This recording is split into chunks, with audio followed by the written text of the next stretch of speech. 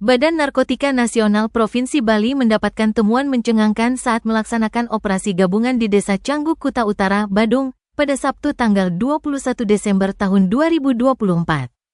Tempat hiburan malam yang mereka geledah di kawasan tersebut ternyata digunakan sebagai tempat penyalahgunaan narkoba. Selain itu, ada villa yang dipakai sekelompok oknum warga negara asing untuk melakukan party esek-esek. Menurut Kepala BNN Provinsi Bali Brigjen Pol Rudi Ahmad Sudrajat, tempat hiburan malam dan villa di Canggu memang menjadi sasaran utama dalam operasi bersama Polda Bali, Pomdam 9, Udayana dan Satpol PP Pemprov Bali tersebut. Tempat-tempat itu sebelumnya telah dipetakan oleh tim intelijen BNN Provinsi Bali berdasarkan informasi dari masyarakat. Pertama, pihaknya melakukan deteksi dini di tempat hiburan malam. Tes urin terhadap 11 orang yang merupakan pengunjung, pegawai serta security menunjukkan bahwa 6 diantaranya positif narkoba berbagai jenis.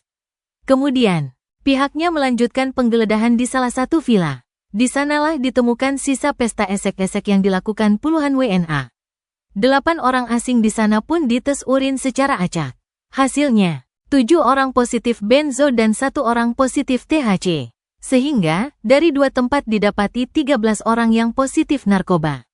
Selain itu, ditemukan juga barang diduga narkoba berupa sebuah plastik klip berisi bubuk putih, kemasan bubuk coklat dan paket daun kering yang diduga ganja. Barang bukti dan orang-orang yang terjaring lantas dibawa ke kantor BNN Provinsi Bali guna pemeriksaan lebih lanjut. Dengan adanya operasi ini, pihaknya berharap pengelola tempat hiburan malam dan pemilik villa maupun aparat desa setempat dapat menjaga lingkungannya dari peredaran barang haram tersebut maupun kejahatan lainnya, agar masyarakat bisa terlindungi dan terselamatkan dari ancaman bahaya narkotika.